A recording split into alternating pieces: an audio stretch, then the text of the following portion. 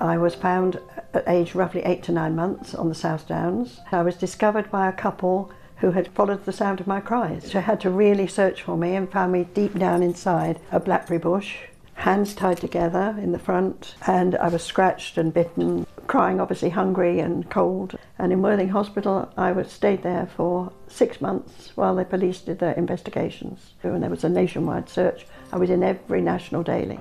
Where was That's this? in the hospital the day after I was found. I was very happily adopted and had a lovely life. I didn't really know all these details properly until I was 24, and it was a disastrous feeling when I realised, how I'd been left. The chances of me being found were zilch, really.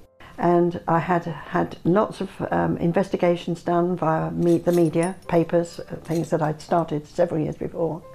And I was just at the place where, having been tested several times with other people, with sibling tests, that there was nowhere to go from there because they were all negative. And then my husband and I decided we would look into ethnicity. That's how it started.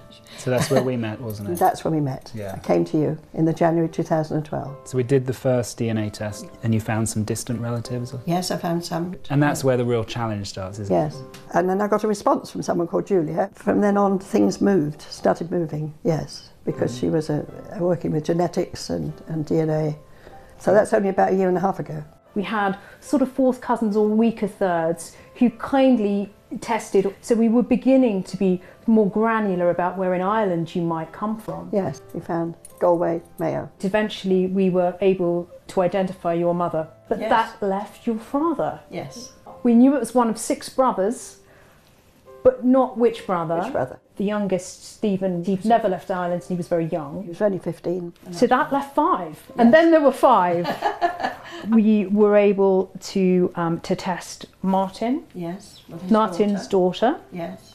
and Michael. And then Michael's granddaughter. Thomas was in the States, wasn't he? Yes.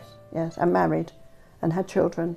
I always like to eliminate the impossible, and Yes. he's probably the impossible. So then we're left with 2 putative fathers. We've got Patrick, Yes. and then his brother Philip. Neither of him had descendants. So usually most people would think, well, that's it then. Yes. There's nothing more we can No, do. that's right. But there was something we could do with David's help. Yes.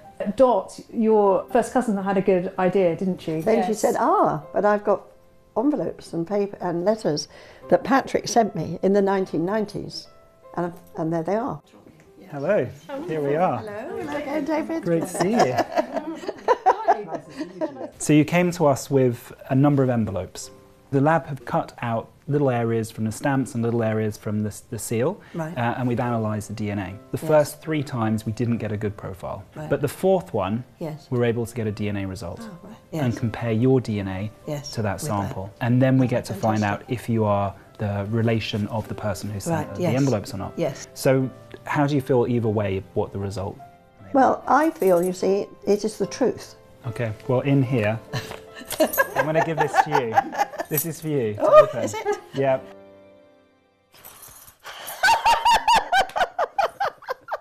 Really, you gave nothing away. How amazing. So what does it say? Oh, based on the living DNA's analysis, it's proven that Patrick Coyne is the biological father of Anthea Ring. We have him in a call box. Now in my mind, you see, I can put my mother and father together. Yeah. Thank you so much, No both problem. of you. Genetic genealogy and ancestry got us so far. Living Yes. DNA and David Yes. have been able to give you... Give that proof. So how does it feel to have closure? Oh, wonderful. I've got great-grandchildren who now know their roots. Now I can say we know both sides. We know mother, we know father, and it's wonderful, just wonderful.